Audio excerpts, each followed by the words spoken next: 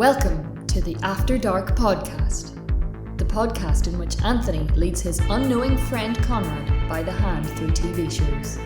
Will Konrad like them? Will Konrad hate them?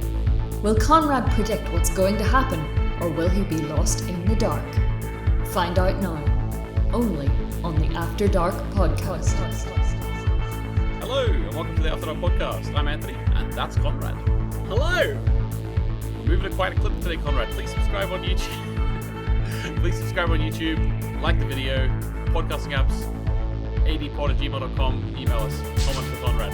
This is very serious, business-like intro to this. I don't know if I like it. It's very somber. Yeah, it's very... Well, we have to do it every now and then. Just let people know who's boss. James Bond. The reason why I just wanted to get that out of the way there, because I think, listen, I can't remember if it was last week, but one of the episodes in the last few weeks, I listened to it back, and I didn't do any of it before we went into the breakdown, and I was like, gotta get it out, and I was just like, can you imagine if someone would have clicked the subscribe button and I just didn't say it? you know? I mean, that's the dream, is people subscribing without you asking them to, but here we are, cap in hand. Cap in hand, please. But anyway, okay, so I wanted to mention one thing before we actually get into the breakdown, and that was that last week we made fools of ourselves again, Konrad. It seems like, I think when we were doing Dark, like I know Dark like the back of my hand. Yeah. Some people would argue with that, but I do. That's new. So basically, I know it's a stupid old joke. I'm not acknowledging or justifying that joke at all. I'm just letting it sit where it lies. For the audio listeners, I looked at the back of my hand and said, "Oh, that's new," as if I found a freckle. Okay, so anyway, it seems on the OA we make a mistake every week, which is absolutely fine because it's only one mistake. But because I think I know Dark so well that when we were doing Dark, I was able to correct you on mistakes, and I didn't necessarily make too many mistakes. I did every now and then, but I also didn't acknowledge the Dark mistakes because I didn't want to.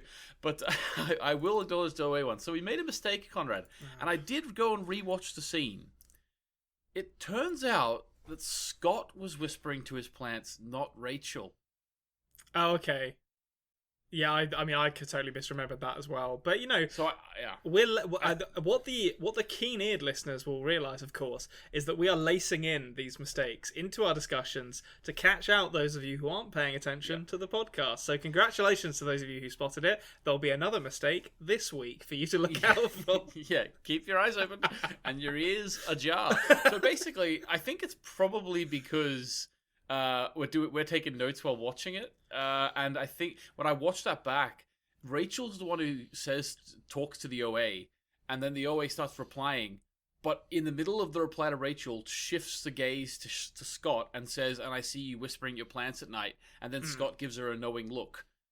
If you're only hearing it while, say, if we're typing a note at that moment, we wouldn't have noticed that, and I think that's what happened. It's entirely possible. I mean, to be honest, that's one of those moments where I'd just been like, I just moved on from it. I didn't treat it as that important, so I think I just accepted whatever like person that we'd initially talked about as the person who said that. But you know, entirely intentional. I will say it was subtle enough that it didn't deserve the Scott ! Is the one who talks to his plants. I don't know if it deserved, like, it was pretty subtle. I was going to go back there. I really thought I was going to see her looking at Scott right in the eye and go, "Hey Scott, you're the one who talks to your plants." But no, it didn't go that way. There's an interstitial title card where it's just like Rachel, Scott, exclamation mark, "You are the one who talks to your plants." And it did this weird thing where it had like this like broken net record sound effect, like that's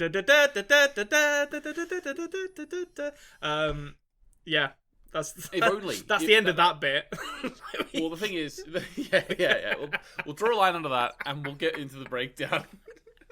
It was a good gag, all right? That was a good gag, and the people will get it. The people will enjoy that. Oh, no, don't worry. I enjoyed it. Hilarious silent movie comedy from Konrad. Speaking of silent movies, actually, go and check out the new What's News episode that's up. I did a very 20s Hollywood opening for that. Yeah, great stuff. All right, we'll get into it then. Yep, let's do it. Oh, let's break it down! The OA episode 5. Hal goes to Cuba. Sorry, Hal. I've got Hal written down here. What is wrong with me? I was listening to the Conan O'Brien, Bryan Cranston podcast. I must have remembered Hal for some reason. There's your mistake, listeners. See if you spotted that one. Hap goes to Cuba. I thought this was a flashback initially. It took me until about halfway through this episode to realise it wasn't a flashback. Yeah. And I also didn't realise it was Cuba until probably the third scene there when you start seeing fancy cars. I did realise it was Cuba before Hap literally says it's Cuba. But Hap on the screen, it's Cuba. Yeah. Just in case we mistake. So there's a thing that stuck out to me in this, and maybe this is me reading too much into it, but the episode literally opens with a close-up of a bust of a woman who looks a little prairie-like. But I mean, it's a bust of a woman, so it's probably... I don't know enough about Cuban history, so maybe it's like an important sort of political figure in Cuba, or it's like I'm assuming Cuba's quite like a heavily Catholic country, so maybe it's like a bust of Mary or something like that. I don't know, but it just seemed interesting to me that they started focusing on this bust of a woman who, I don't know, looked a little bit like prairie to me, but maybe that's me reading too much into that. Yeah, okay. To be honest, I didn't make any notes on that. I just sort of took it as symbolism. As I say, like, it could have been a Mary bust, because there's a lot of religious symmetry in this episode, especially. Yeah. In fact, I'm not going to ruin it for later, but there was a few people in the comments last week who didn't make a prediction, but did analyze something before it happened, and I want to sort of give them a shout out later on. Okay, nice. Yeah, so first thing I'll say about him being in Cuba, he goes and sees Renata playing the guitar. Yeah.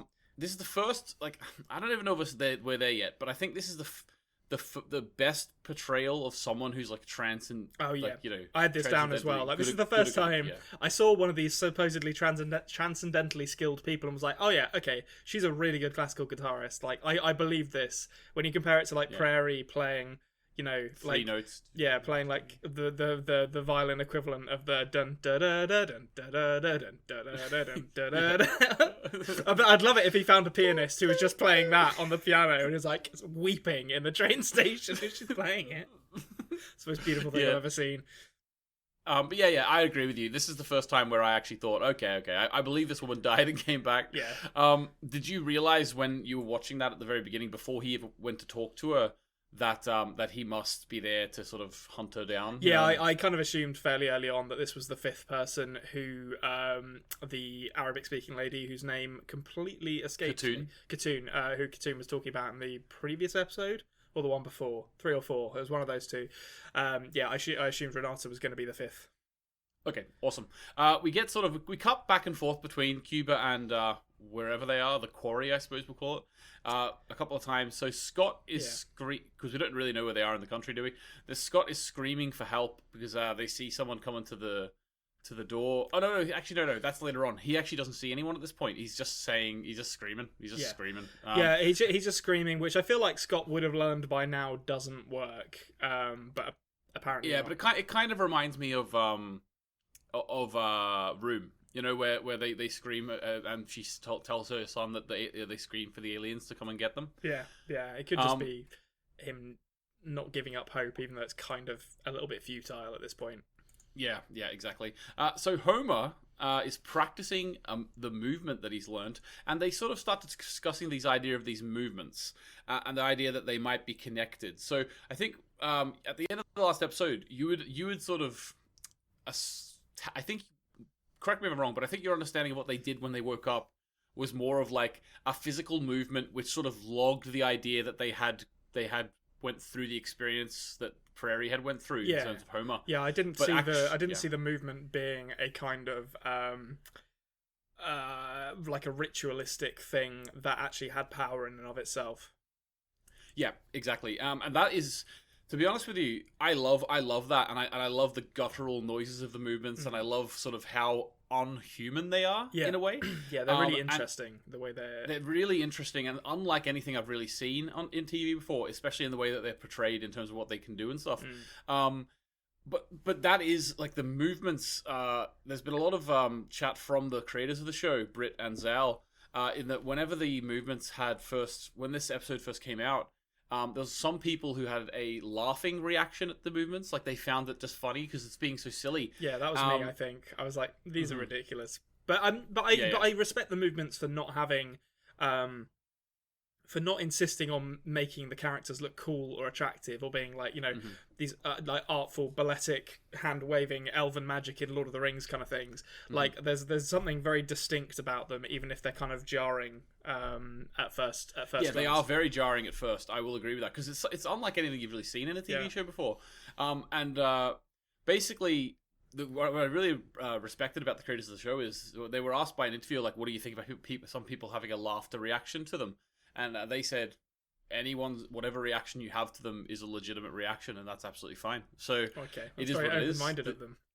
Yeah, and the show is what it is. That this is what they do.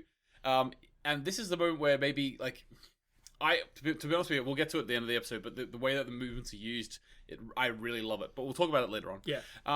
Okay, so Scott destroys his plant, which is actually, now that we have been corrected by the listeners, Jesus, a lot of weight to that. Oh yeah, that's a moment that we obviously appreciated in its entirety, because we knew that it was Scott who talks to his plants and we were testing you. Yeah, exactly. Well, I did by that point, but you didn't. No, I didn't. I didn't know that. I was like, don't know why they're showing us Scott destroying his plant. That seems irrelevant. Yeah, exactly.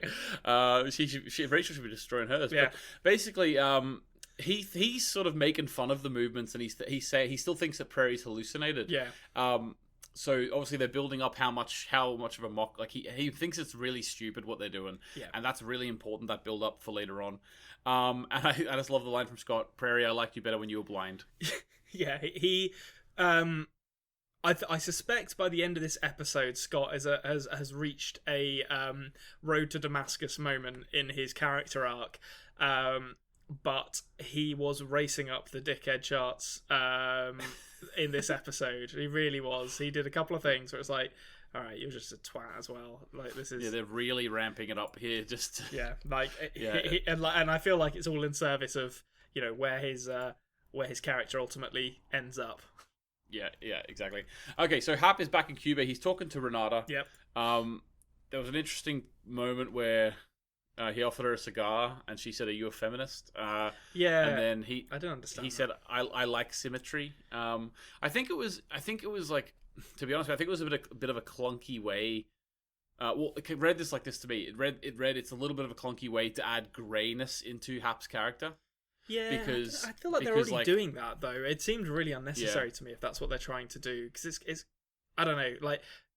It's a weirdly written show, this, because it has moments like that where the writing just doesn't feel like it's doesn't feel like it's trying to say anything that it hasn't already said in a better and more subtle way already. But then there's other moments where, like, I think Jason Isaacs, like the way his character is portrayed, particularly in this episode and in the previous episode, has been generally really good. Like we'll get to it later, but the section where he talks to the police officer, and then the section where he's with Homer in Cuba, those are both like great moments of characterization for him that really kind of show the duality of his character. So this scene here, I was a bit like, I don't know if I buy this. And to be honest, the thing that really struck me in this conversation with Renata is the fact that he knows about Renata's father's work. Renata seems to imply that her father is a writer or a poet of some description.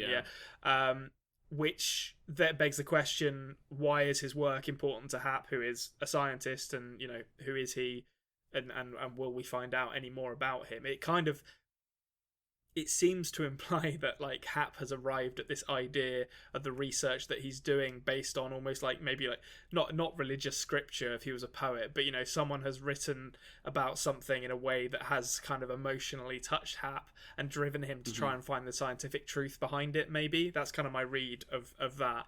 Because I can't imagine a poet being like, oh, by the way, afterlife is real, and it seems unlikely. It is interesting. I think there's also an argument for like that he heard her playing, and he thought, okay, she's had a near-death experience, and then he went and like researched her to the teeth. Yeah, to that's sort possible. of have an in with her. Yeah, you know what I mean? That is definitely possible. Yeah, just get her on the plane any means necessary. Yeah. But basically, like, so he sort of has a go with her. He sort of strikes out, and then she starts dancing with two young fellas. Yeah, he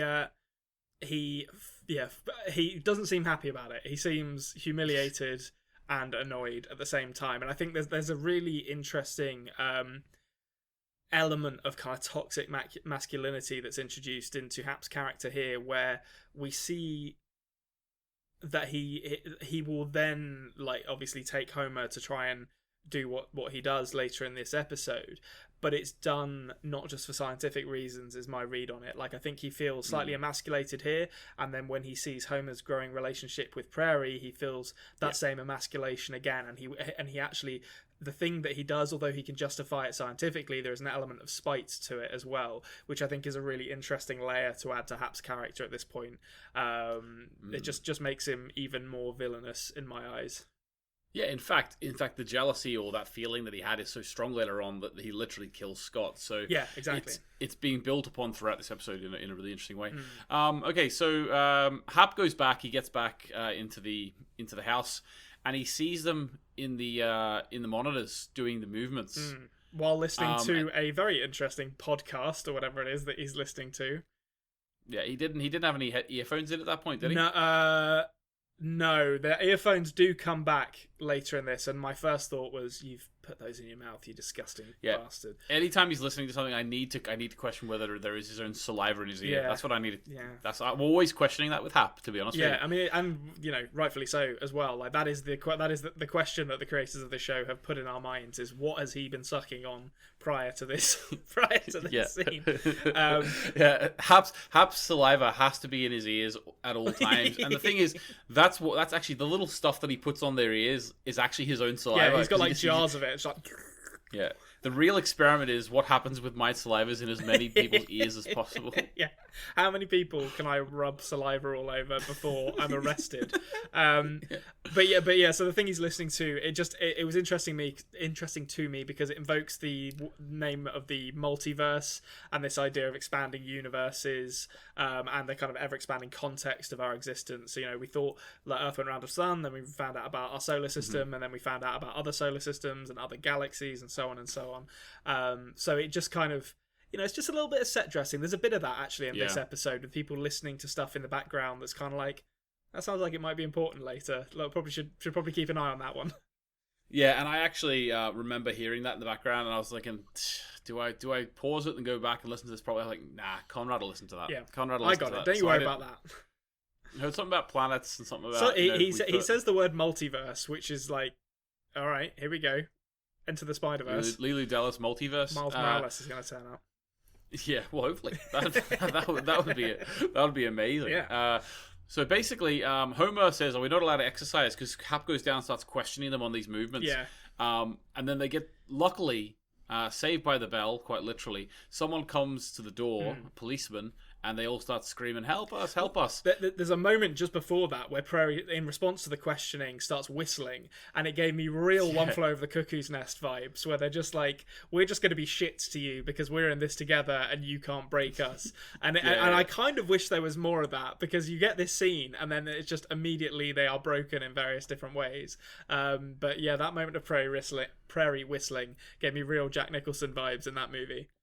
Real comedian. So basically, the policeman arrives. He asks, "What's going on with the noise?" Well, that's just my rock music I listen to. Yeah, just rocking out in the mine, Sheriff. Yeah, exactly, and he's fine with that. Doesn't seem to be a snob in that way. But basically, he questions why his house is looking so homey, because apparently he used to live like a slob. Now, from what I can gather. Now, correct me if I'm wrong, but I can't remember fully exactly if I'm right, but I'm pretty sure by the explanations, his wife has MS.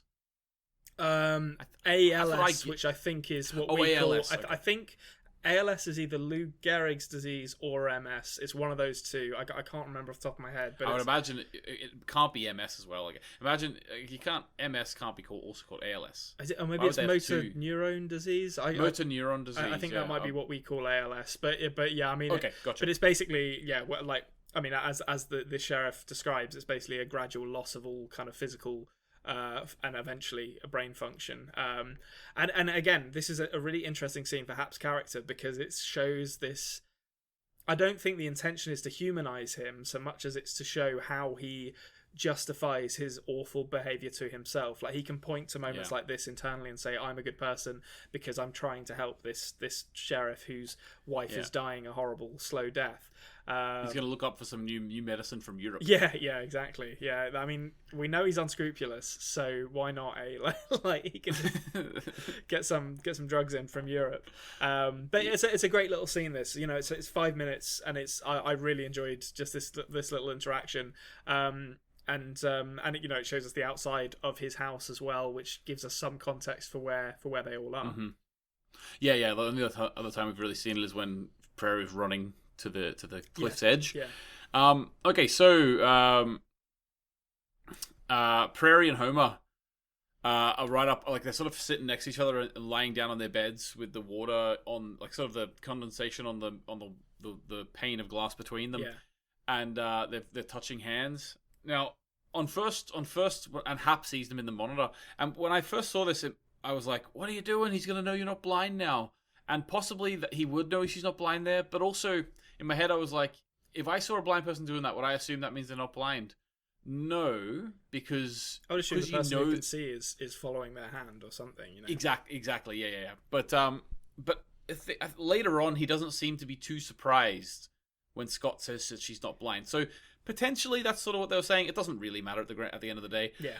But yeah, they're having a nice little moment. So the relationship between Prairie and Homer is growing. Yeah, and as Hap, this is the moment where Hap has the earphones in.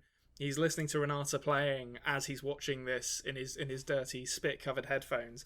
And then there's that intercutting of Renata dancing with the two men and Prairie and Homer, which to me obviously shows what he's thinking, what his plan is, but also I think is an illustration of the same emasculation he feels and this kind of rising desire in him to essentially subdue Homer and kind of re-exert his power over Homer, which says a lot about Hap's character. Yep. So Buck, sorry, I'm reading my notes from a page later. Forgive me, listeners. I'm quite new at this whole game. So basically, Hal, Hap, Buck, whatever they're called. Hap actually takes Homer. He does. Yeah, just whips him away to Cuba, as we find out later. And as we know, Prairie loves a cliffhanger of a story. So basically, that's the end of her story. She goes back home. Her and Nancy have a little lock of eyes through the window. I think that was just implying that there seems to be a distance growing between Prairie and her parents. To be honest with you, I feel it. And I think that Nancy's worried about her, but doesn't really know what to do. BB-8 is playfully doing sort of having a go at a movement in the mirror. Yeah, and she kind of seems a bit kind of coy and silly about it. But the fact she's trying it shows that she believes it. And again, we get what could just be set dressing, but might also be important. We get news about a shooter at a shopping mall who's on the run. Mentioned on the radio, and if I know anything about anything, when a criminal being on the run is mentioned on the radio, that criminal's turning up at some point later in the in a show. Very interesting. I've never noticed. I'm looking forward to it being Alexander from Dark. He was here before. Yeah. He was here before he went. I think everyone was right. He did come from another universe. Horace Niewald turns up. Yeah, exactly. Well, we're going to get Yasin in this show. Who knows? Maybe we already have. So basically, in school, they're all hanging about around the table. Yeah. And there's a few points here to notice. One is that they mentioned the invisible self again. So that idea is remaining around. They're also questioning the idea of eating the creatures and getting a movement. That's so having a chat around that as well. Yeah. Steve says he's not on the lacrosse team, so he never learnt to swallow. That's a pretty good burn, I have to say. Like in the pantheon of childish school retorts, that's pretty good, I have to say. Yeah. Steve's he's got a bit of humor to him. Yeah. And they're speaking they're questioning about whether or not Homer's alive or not. Is he dead now? Is that the end of the story? Interesting part of this is that French's coach is like watching them from the little balcony area. Yeah, this guy, like principal dickhead up here, like, maybe you should hang around with a more kind of like well-adjusted group of kids to improve your chances of a future. It's like, come on, dude. it's 2016. Like, get out of 1985, all right? Yeah. Well, he prides himself on his high school anthropology. Yeah, I mean, even the fact that he calls it anthropology, it like sent like shivers down my spine. This I don't like this character at all. Yeah, he can't. I don't know. Like, it sort of implies that they're his subjects. You know what I mean? Like, they're not really. There's something for him to study. And I mean, really, like, apart from Steve, are any of them that bad? Like, Jesse and Buck seem absolutely fine. They don't ever seem to be in trouble. I guess Jesse smokes weed, like, and that's probably he's probably one of the stoner kids. But I don't know. Like, it's French gets some interesting stuff in this episode, and it kind of starts here, I think, with his coach, you know, doing what all dickhead coaches do and trying to guide him away from the people that he actually likes. Yeah, exactly. And it's funny that the coach is looking on and like BBA's there too. Yeah, he includes her in that. Stay away from that one. I can't actually. What does BBA teach? Is she English? I think it's maths. Like Okay. I saw her in the first episode whenever she was like on a little laptop in bed planning for class. There was like a pi, like the symbol pi was on her screen. So Okay, that means maths. Yeah, that means maths to me. Okay, so she goes to therapy. Prairie does, and with Riz Ahmed again. Probably should learn his name. And they're having a chat, and she's playing a game, and she's talking. First of all, she asks him like, "How do you get the confidence to guide another person? Like, how can you know that you're making the right decisions?" And he says, "Well, you don't always know that. Like, you know, it takes practice, and I make a lot of mistakes." She also references the idea that the people who she left behind in the captivity are now off the board. At this stage in the episode, what did you take that to mean? So, I mean, to be honest, as soon as she said that, I was thinking those fuckers are in another universe. We've mentioned multiverse. She said they're off the board. They've gone. They've gone to another plane of existence. That's where they've gone. So I kind of went straight to the end game of this. Like no messing about. Like they've slipped through the veil of reality to somewhere else, I think. So we'll see where that is. Yeah, interesting. Okay, you just take the smallest crumb and go with it. Yeah, listen, that's the Konrad way. We pick up the ball and we run with it, no matter how stupid it might seem. Okay, awesome. There was also an interesting moment where it seems that she has questioned whether or not that whole time in the bunker actually was real or if it even happened. Yeah. And she sort of alludes to the idea that you can't make up love. So her love for Homer is the reason why that she knows it happened. I think there's a large number of celebrity stalkers who psychologists would argue you very much can make up love. It would be great, like because I mean, when you actually reflect on how this narrative is structured, it's her telling the whole story. So you know, if they got to like the end and they're like, "Sorry, unreliable narrator, she was just crazy," and like none of this ever happened, that would be. Is that something you see happening? No, I can't. Like, I think, I don't know. I feel like she's positioned as so honest and earnest that I'd be really surprised if they actually had her being dishonest in her retelling of the story. I mean, I could see her getting some things wrong in her retelling of the story, which could be an interesting narrative device. But I don't think it's going to be like, oh no, she was just crazy the whole time, and the show ends with her being taken off by the men in white coats. At the same time, like, the show doesn't end, remember? It ends after 2 seasons. That's true, got cancelled. Yeah, so maybe there's going to be room for theorising about how that could possibly be the case. Yeah, I'm actually looking forward to that. But just a reminder to the listeners, whatever Konrad decides happens after season 2 is canon. Yeah, that's what happens. Yeah, we're here to end this show canonically, so you're welcome. Yeah, we'll get there eventually. So, okay, so we're at the most boring fucking dinner of all time.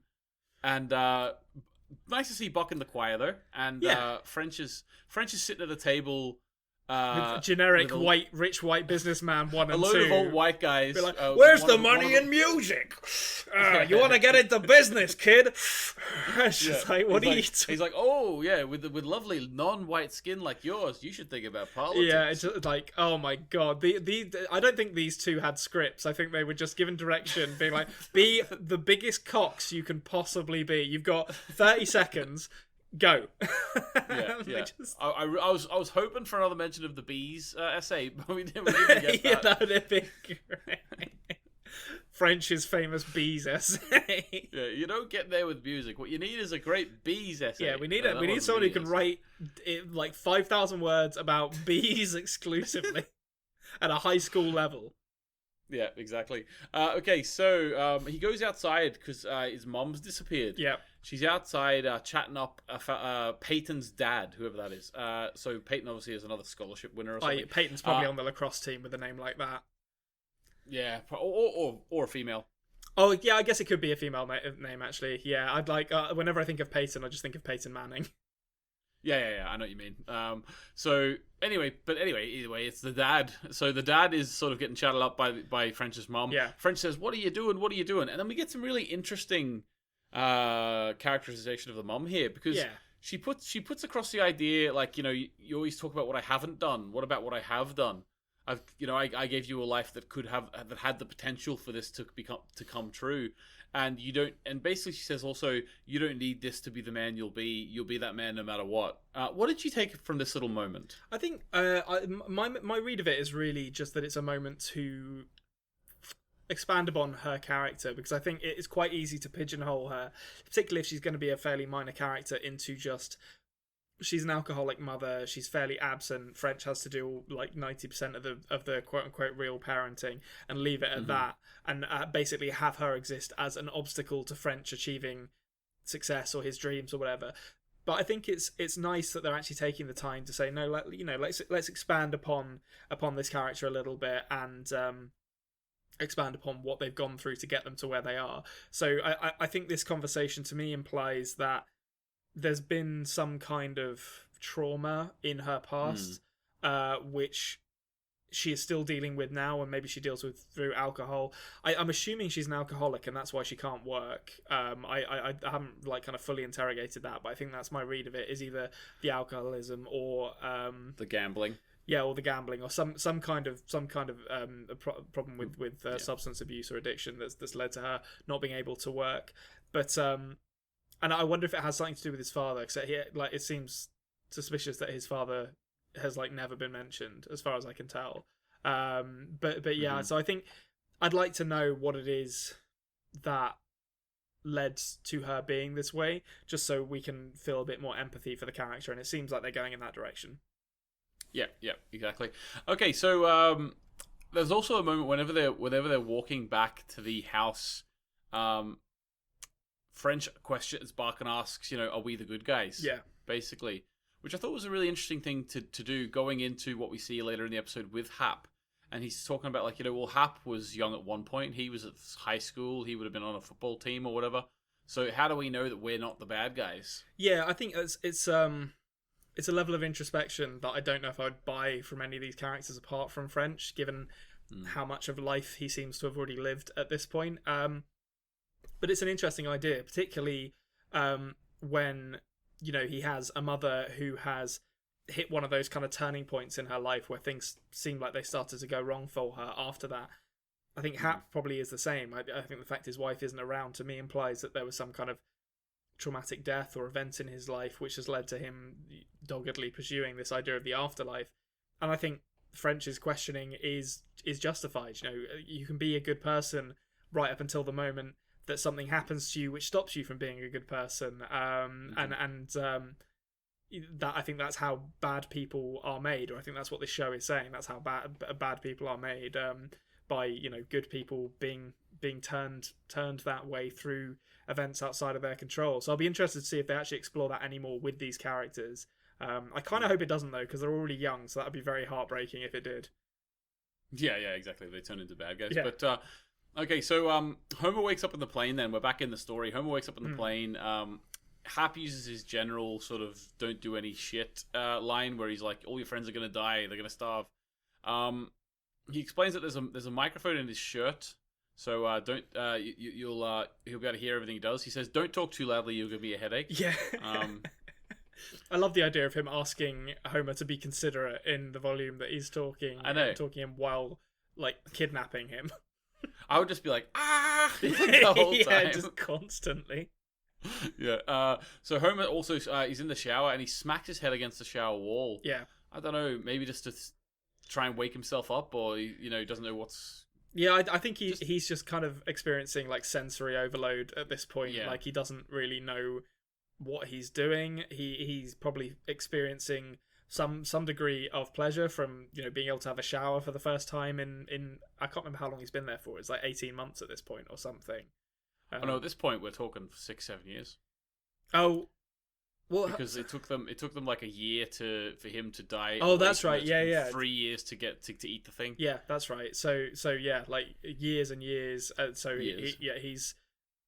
I think he's just feeling overwhelmed by the entire experience at this point. He doesn't really know what he's going to do, and then very rapidly he decides what he's going to do. Which, to be honest, I didn't think was a bad idea. I thought he did the exact right thing, except he didn't go to the right people.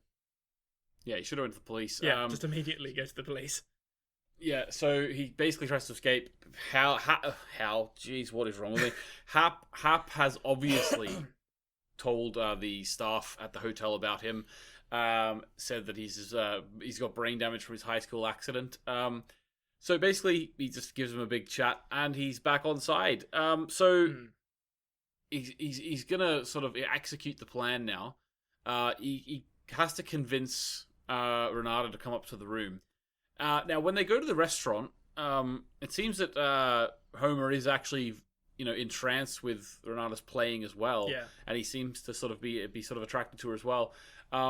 There's also some interesting stuff about like Hap almost acting like his father in like just have the cigarette, or we can smoke cigars later. Yeah. There's this weird really father-son relationship here that it feels quite voyeuristic. Like Hap wants his kind of adopted son to go and have sex with this woman that he can't have sex with. Yeah. And I will also say, actually, at this point, I was never really sold on the idea of this plan. Like the idea that Homer in the state, I'm not saying Homer's an unattractive young man, he's perfectly attractive, but the idea that he, in the state that he's in, is ready to go and seduce this very sexually active young woman who, knows what she wants and she knows what she like and she's going to go and get it.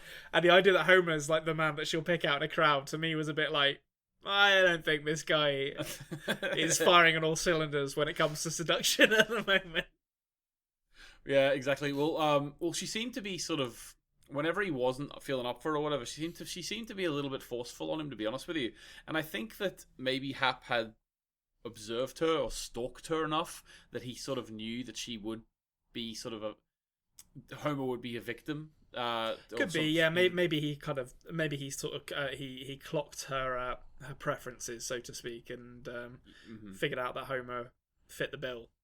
Yeah, I will say, we skipped over it there, but whenever Homer's saying that he would call the FBI, there's a moment that I found was interesting, and I didn't even want to search it up because I just couldn't be bothered. But basically, Hap says that there's over approximately 500,000 empty quarries like the one near the house in North America. That seems like a lot. That sounds like an awful lot to me. That's like, if you're talking about like in the like the USA population of the USA, that's like one quarry for every 700 people. Yeah. I think that's a lot. That seems like too many to me. But also, I mean, this scene, I went back and forth on Hap's like reasoning for why Homer couldn't just escape. So the fact they're in Cuba, I was like, okay, that is quite clever because you can't really just call the FBI from there because obviously Cuba and America aren't on the best of terms, politically or diplomatically speaking. But at the same time, you've got out. Just fucking make loads of noise, get the police to arrest you, and then once you've been arrested, you can explain it all to them there. Like the only thing you can't do is let him gently walk you back to the hotel room and then fly you back to captivity. It just, I don't know. I think he really does believe that Hap would kill them rather than get caught. Yeah, I guess so. I just to me it was like it was more frustrating for me than a source of empathy. I was like, why are you're desperate to get back to your kid? Why aren't you taking this opportunity to just fucking run for the hills? But I think that's realistic though. Like you do hear about people who are kept in the basement for 8 years or whatever, and there's moments where they actually do get taken to like the doctor and stuff by their captor, and they still go back into the the basement. I guess so. Maybe I just don't know enough about like how you can normalize extreme forms of like living situations. But yeah, my initial read of it was just like, just get out of there, Homer, just run and smash a car window. I'm not gonna lie. My head did go to just run. Yeah. You know, even when they're standing outside and he's talking to him and he's saying, "Where are you gonna go?" You know, still you could still just run away. Or just break a car window. The police will come and arrest you, and then you're away from Homer, and then you have some time to explain, or away from Hap, and you have time to explain yourself. Like it was. But I think that plus the fact that Homer didn't really seem to be this sort of suave James Bond type force of seduction that Hap seemed to think he was, were kind of took me out of this little arc a bit, but. I'll say this: they brought me back into it with some more of that weird writing that we were talking about. There's some lines during the sex scene that I was like, "What? How do you even write these? Like, they're not." What, you're an angel. Well, and I believe at one point Homer says, "You taste like cold water," which I was just like, I'm kind of incredulous about it. I didn't dislike it. It was just so weird that I was kind of like, okay, that's a line that I that happened. Yeah. I've never thought I hear someone say during sex. But it's not. Yeah, it's not necessarily bad. I don't want it to come across like I'm saying, oh, I didn't like it. It just was. It's just a very weird line, but and that kind of got me back on board because it's just this. There's this weird kind of like artistry to the way some of this is written, where you just have to be like, okay, weird stuff is happening, and I'm just going to accept it at face value now. Yeah, you taste like cold water. Yeah. Also, what do you think about the fact that it got to the point where, when I first time watched it, I was willing it to happen too, where he literally said, "No, please leave," and Renata had the chance to leave. Yeah. Now, maybe she didn't. Maybe Hap would have just been standing on the other side of the door. Baseball bat. It's like bonk. Yeah. Like. Yeah, there's another one for you. Yeah. Another NDE. But yeah, so Homer eventually did say, just leave. Yeah. So, I don't know, at least he can tell himself that he offered it the chance. Yeah, he was trying not to, and I don't think he has anything to feel guilty about. Like, in this kind of situation, you know, you don't know what's going to happen. You could be dead permanently tomorrow. So it's kind of like, I can understand that, like, kind of animalistic urge to just pursue any kind of source of pleasure or positive emotion the moment that it's offered to you, because you don't know if you're going to get any other chances again before you die. Yeah, and I think based on the dialogue from Prairie, whenever French is pissed off at Homer for doing that, and Prairie sort of talks it through and says, "Well, you have to think about it. He's been locked up for this long." And she even, like, in her state when she's telling the story, she understands that, and she sees that point. I think when Homer and Renata first get brought back, I think there is a fair bit of jealousy but you know, the feeling of betrayal within Prairie, that because obviously we didn't mention it, but Hap plays the sound of Homer and Renata having sex over the basement. I think it's notable to me that the first thing that Prairie says when he does that is he's alive. Yes, I did. Yes, I saw that. I thought that. So I think that's significant that even when, you know, she is confronted with, I mean, what is essentially kind of presented almost as an infidelity from Homer here, you know, that he's cheating on her, even though they're not like a sexual couple. They are presented as a pair. I think it speaks to her kind of empathy and understanding as a character, that her first thought is, oh, good, he's alive, because, you know, this is him having sex with this other woman. And I think, you know, she was only going to get more understanding from there. So I didn't get too much tension between her and Renata, but maybe I missed some glances. No, not between her and Renata. I'm not talking. Oh, between her and Homer. Whenever Homer got back, she was on the floor with her head to the ground. And she wouldn't sure. Talk to him. So there was a bit between her and Homer, but I think that's understandable, and it didn't take them that long to move past it either. Well, yeah, exactly. Actually, later on, there's something that happens in between this, but whenever they first start doing the movements, there's it's like no dialogue to it, but there's a whole forgiveness moment between her and Homer, which happens, and they eventually, succumb to that and they forgive each other, or she forgives him, and then they just start doing the movements together. Obviously, we're not talking about what they're doing the movements about just yet, but there is that moment which ends that sort of little arc of them. Yeah, and I think it's, that is where those emotions kind of culminate in this violent. Well, I don't want to call it violent, but it's quite an aggressive series of motions, and it almost kind of works as a substitute for an argument. The way they're performing these movements at each other, but they end with a positive resolution for all involved. Yeah, for everyone. Yeah. Even Hap, because he's not guilty of murder in this regard. It's an interesting ethical question. That I think I don't know if that would hold up. Is it attempted or is it actually murder? Yeah. Interesting. Okay, so basically Scott gets the gas comes for Scott, but it's broken, so he takes him awake, and basically Scott is really afraid because he's not. Every bean in the world, he spills it right here. Just like, we get Celestial Door they're trying to open mentioned, which is like, okay, there you go, multiverse and Celestial Door invoked in one episode. And I like Celestial is an interesting word because obviously, Celestial kind of implies the stars, but more than that, I think it implies the heavens, like in a kind of Judeo-Christian sense, which leans quite heavily into that sort of angelic mythos that we had in the previous 2 episodes. So I think beyond which would line up with Prairie's experiences in her NDE. Yeah, exactly. So I think I think the multiverse theory is going to incorporate, or I hope it does at least. I think it's going to incorporate more iconography of like Judeo-Christian religion, which I think will be really cool if there is a multiverse that is potentially what serves as the foundation for that series of beliefs, because.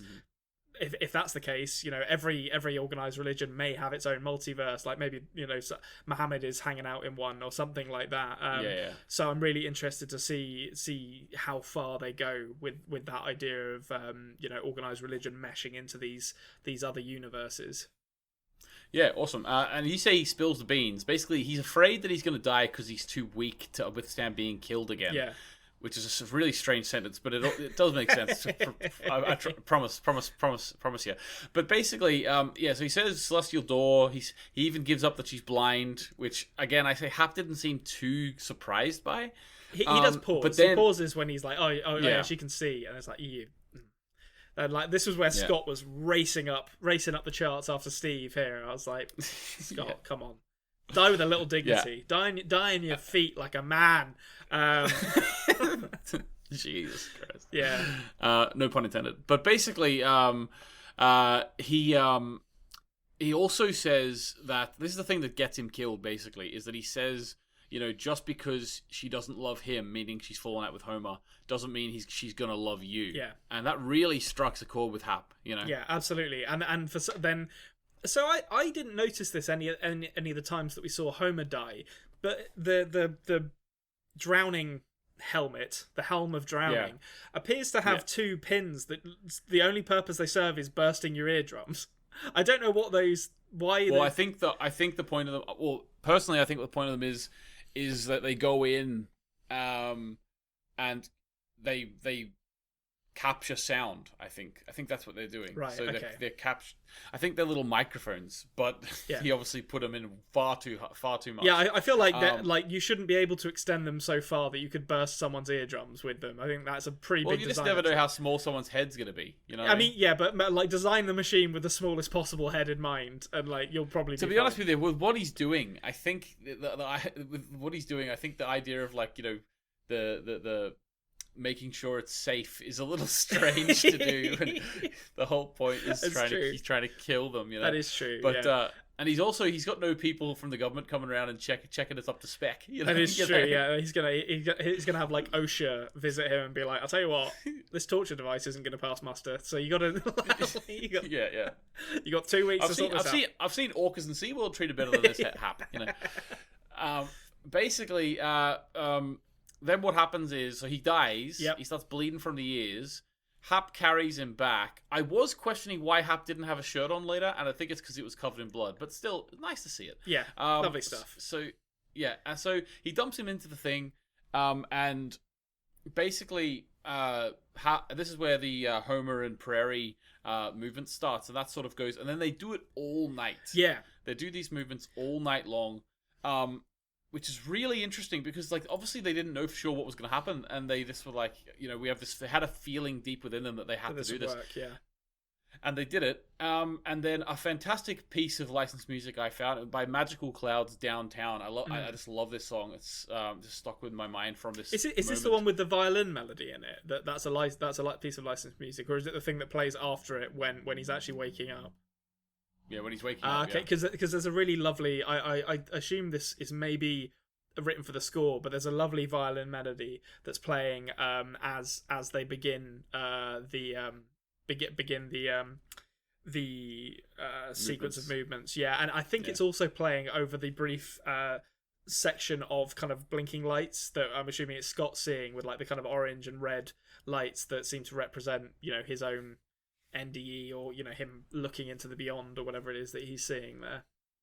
Yeah, I will mention right now that a few people in the comments, Latrice being one of them, did pick up, and they said in the last episode, on episode 4's comments, they said, there's got to be a reason Scott looks so much like Jesus. There's got to be a reason. There you go. And you know what? Yeah, they nailed it. He comes back to life. It's successful. Yeah. Even his hair looks like a crown of thorns. And he comes back to life, and they work. And in this really emotionally charged moment, he comes back to life. He starts to laugh. Yeah. And he says, I noticed that Renata is absolutely fucking terrified. Yeah, I mean, to be fair, she's been here like a day. She's like, I thought I thought this was a terrorist situation, but apparently we're doing magic here, which I'm not. Yeah. She's like, I can't figure out if I like this or not. But basically, so Scott goes up, he says, you were right. There are movements, 5 of them. We need 5 people at least. The movements, they do things you cannot imagine. Open a tunnel to another dimension, our freedom, and this is the big kicker. I have the 3rd movement. Yeah, it's a big info dump at the end of this, and I kind of loved all of it. I loved the blood flowing in reverse presentation, like the T-1000 reforming at the end of Terminator 2. That was great stuff. I liked the way Scott was played. There's a kind of innocence to the way he looks around. Like he kind of physically has dropped a lot of the weariness that character had before, and he sort of stands more upright. The wounds on his torso have healed as well, as a result of this. So he has literally, as well as kind of figuratively, been resurrected here. The idea of these 5 movements, it explains the people that Prairie has got together in the present, as well as in retelling this story, and it asks questions for us about, well, okay, why does she need 5 people? Like, why does she need to open a door to another dimension? What happened to these people here? So yeah, because the way it ends, I thought was quite emotional as well. Where she's like, "That's what we're going to do. We're going to teach you the movements so that we can open a door and I can go and rescue them." Yeah. So I think at least some of these people, I think probably all of them, because I think it would be a shame for characters like Rachel and Renata, who haven't really had any or much screen time, to not become focal points of the show. I think all of these characters have been sent to other dimensions. I think my guess for it is they're practicing this and they're trying to get these movements. I think they're going to get all the movements, but they're not going to know how to control the door. They're going to create it, and they're all just going to get thrown, like, to God knows where. They're going to get thrown across the multiverse, and Prairie's job after that, it probably happened to Prairie as well, which is why she woke up in like San Francisco or whatever. And she's going to have to, get the boys together to go and find them. Which I think could be really interesting if we get to go on a road trip around the different areas of the multiverse. I'm assuming that'd be very interesting. I mean, I don't actually know what it is that's giving them these movements. I thought when it happened to Prairie that it was Katoon who was giving each of them these movements as a result of their NDE, but I guess with Homer's, the implication is it's kind of not. It's something more intrinsic to the NDE itself that gives you that. I don't fully know what's going on there, but I still think I still think Prairie is super important to this. I feel like when I was watching this, I was like, did you ever see the TV show of or read the graphic novel Preacher? One of our friends is very into it. So that gets into like a kind of God is missing and everyone in heaven needs to pretend that he's not situation to maintain order. And I wonder if we're getting into that kind of territory where it's like, who is Prairie? Like, what's going on here, guys? Is this going to turn out where she's like God and she got an amnesia and is like wandering around the real world like Alanis Morissette? So that's where I am with this at the moment. Okay, very interesting. It's a good point, actually. The idea that he has the third movement, but maybe like does that imply that he ate something living while he was away? You know what I mean? It's interesting, isn't it? Yeah. Well, okay, that's a good point actually. Yeah, Prairie ate the bird. He ate Homer ate the sea urchin. So Scott probably ate like a rat or something, or a weasel, or some kind of unfavorable animal. Yeah, I know. Like, it's not confirmed that is the only way to get movements, but it is. Like, we're 2 for 2. We're 2 for 2 at this point. We're 2 for 2 at this point. Exactly. So it could be. Yeah, that's interesting. I hadn't thought about that, but yeah, I wonder. I assume Scott has been forced to consume some kind of animal as well to get his movement. Yeah. All right. Okay. So you want to head into the roundup? Yeah, let's do it. Internet Movie Database rating 8.5. I think that's probably fair. I think this is slightly better than the last two. I think the ending makes this episode. Yeah, there's a lot of cool stuff in the ending. I really liked Renata as a character. We didn't get to see that much of her, but I really like what I've seen of her thus far. And even though there wasn't much in this episode that I didn't like, I think the only bit that didn't really work for me is Homer not just booking it as soon as he got out of Hap's clutches. But I think he had a concussion, smacking his head against. He probably did, yeah. And he doesn't seem like the sharpest tool in the box either, to be honest. Yeah, I suppose like Hap is kind of positioned as a very charismatic and kind of like master manipulator, so it's not that unbelievable. It just didn't really work for me. But generally speaking, yeah, I thought it was a really strong episode, and the stuff at the end asks all kinds of questions about where the show is going to go from here. So, what do the other movements do? If the two movements can bring people back to life, what the goal of the movements is to open a dimensional door by the sound of things. But if you can also bring people back to life, that's not opening a dimensional door. That's something completely different. So what else can they do? So exactly, yeah. So Scott said, they can do things which we can't even imagine. Yeah. One thing that I always noticed what he said here as well, and for people who've already seen all of the OA, this might spark thoughts within you. What he says is, you need at least 5.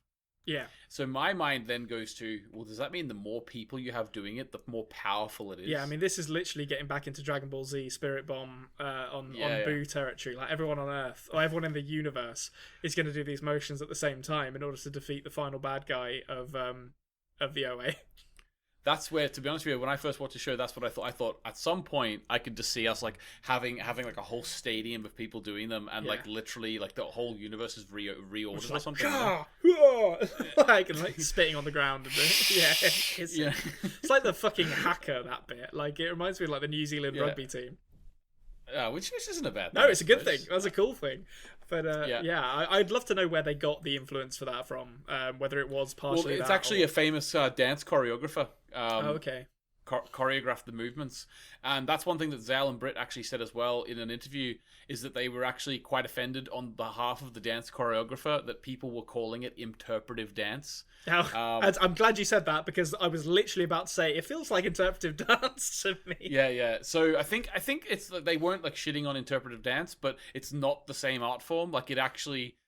The movements have been choreographed to have meaning in the story. Yeah. Now, whether we get all that meaning, it's another thing. But so there you go. Okay, so one thing I will say, actually, no, I'll save this for later. Okay. There's something that I noticed earlier in the season, in this rewatch while we're doing this, at a particular point that I think you'll find interesting. But I'll just say this. It's from a movement, and I don't know if we know that movement yet, so I'm going to wait and see. Okay. You know what I mean? Okay. So you want to get into the questions then? Yep, let's do it. A stranger from the outside. First question. comes from Minerva Minas, and it says, "Is the OA harder not to binge than Dark?" That's a hard question. I feel like this is going to be a real unsatisfying non-answer, but I feel like they're kind of about level because they're both very good at ending on notes that make me want to see the next episode. I think in some ways the OA might actually be slightly harder purely because the OA seems to be kind of resolving what it sets up in the next episode, in the previous episode, in the next episode for the most part, or to a certain extent. Whereas Dark would set stuff up like a season in advance, in a lot of cases, so you wouldn't necessarily know. As we found out with the fucking episode where, you know, we thought a character was going to show up and die, and then they weren't even in the next episode. Dark would do stuff where, you know, you wouldn't necessarily know that what they've just set up you're going to see in the next episode. So it was slightly easier to kind of put down in that respect. But they are both really good at that. I think for all the I think there are more flaws in the OA as a show than there are in Dark, but I still think it's very compelling and it's very good at keeping that momentum and that tension going between episodes. Okay, awesome. All right, so question from MH. Why did Katoon take away Prairie's sight? What was the terrible thing that she was not supposed to see? I mean, it did not spare Prairie from losing or mourning her father. And right now, I'm not aware of any visually horrific event which she was saved from witnessing. Yeah, I've been thinking about that, and I'm not really sure. I feel like it must be something that we haven't been shown yet. That's my assumption. Like, or something that she hasn't reported to the boys and BBA because she's not aware that it happened because she was blind while it was happening. That's kind of where my mind is at the moment.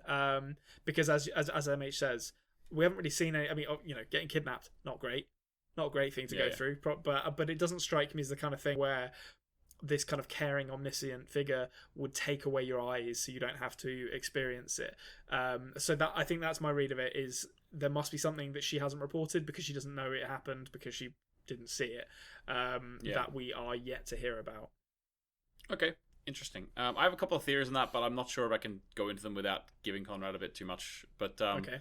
So we'll worry about that later. So Archmaester Rennie says, does Konrad have an idea about the significance of five might be? Like, there are 5 movements, you need 5 people. Any idea about what the significance of that would be? I'm not sure. I hadn't really thought about the number before. I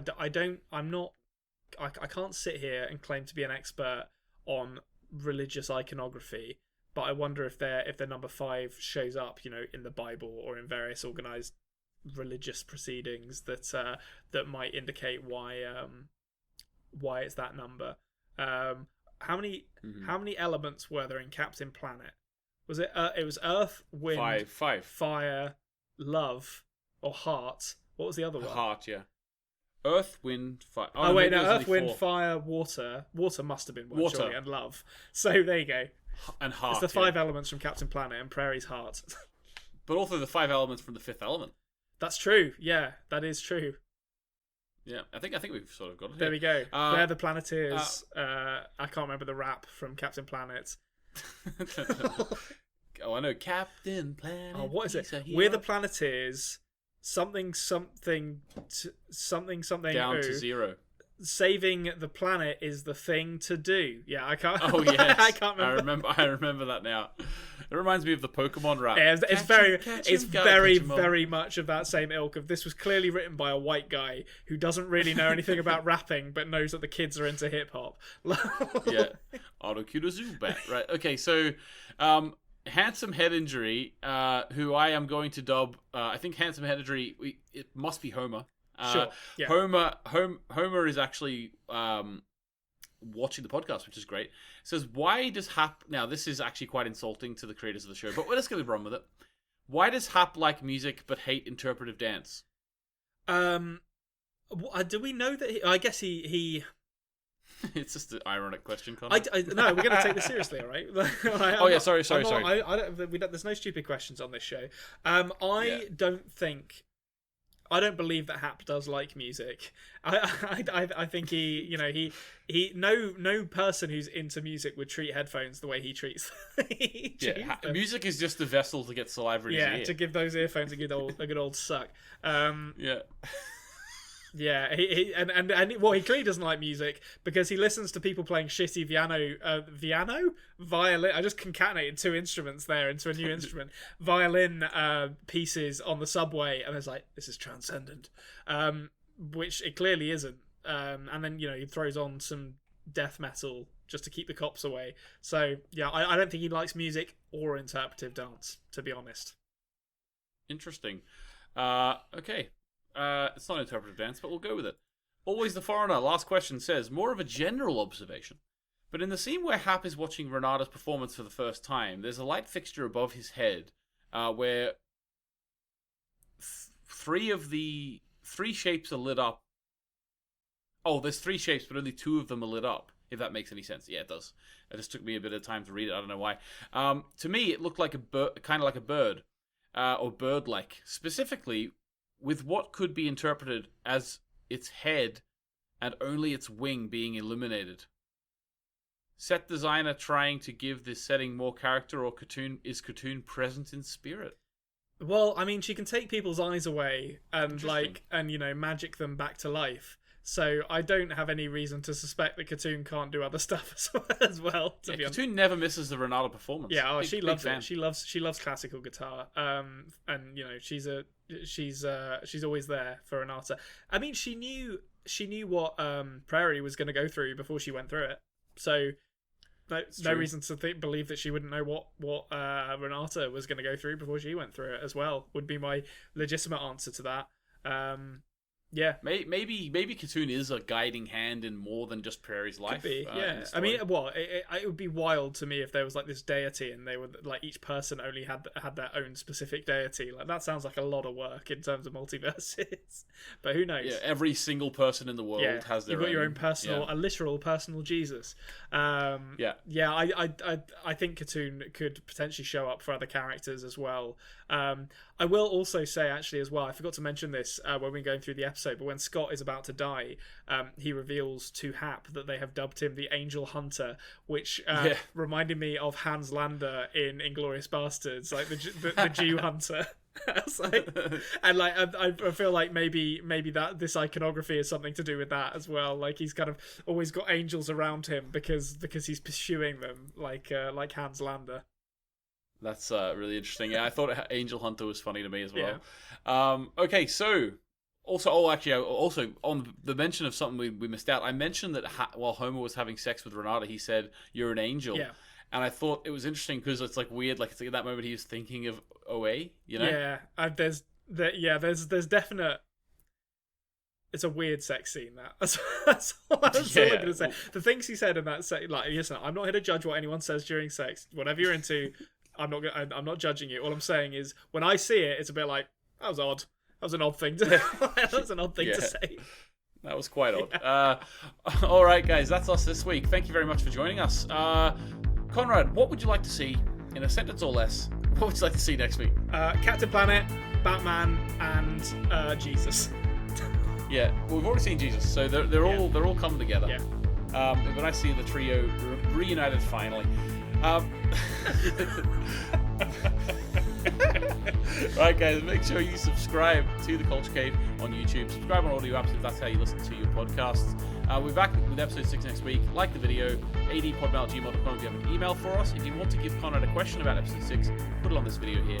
Apart from that, goodbye. Goodbye. Thank you for listening. The After Dark podcast has been a Culture Cave production. Please subscribe on audio apps as well as on YouTube at The Culture Cave. Join us next week as Konrad journeys further into the unknown.